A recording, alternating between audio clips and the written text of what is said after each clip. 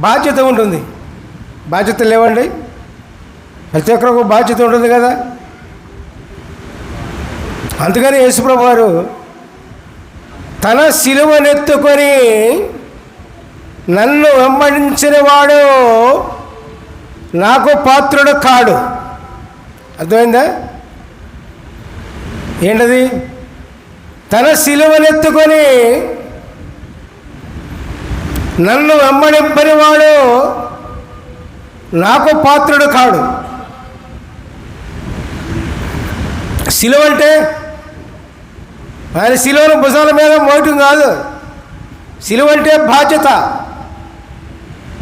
దేవుడు ఏ విధంగా అయితే రక్షణ ప్రణాళిక, రక్షణ భారం అంతా కూడా తన యొక్క భూమి మీదకి వచ్చి తన ప్రణాళికను, రక్షణ ప్రణాళికను ఏ విధంగా అయితే ముగించారో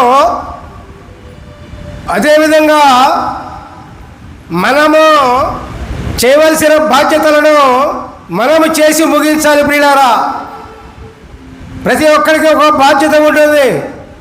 దేవుని యందు విశ్వాసం ఉంచినప్పుడు, ప్రభునందు విశ్వాసం ఉంచినప్పుడు, యేసయ్య యందు విశ్వాసం ఉంచినప్పుడు నీ బాధ్యత ఏంటో నీకు తెలుస్తుంది. యేసు ప్రభునందు విశ్వాసం ఉంచినంత కాలము కూడా నువ్వేం చేయాలో నీకు తెలియదు. యేసు ప్రభువుని ప్రేమించినంత కాలము కూడా నీ బాధ్యత ఏంటో నీకు తెలియదు. యేసు ప్రభువుని చేర్చుకోనంత కాలము కూడా నువ్వు చేయాల్సిన పని ఏంటో మీకు తెలియదు. దేవుని యందు విశ్వాసం ఉంచడం బట్టే మనము చేయాల్సిన విధి, బాధ్యత మనకు తెలుస్తుంది.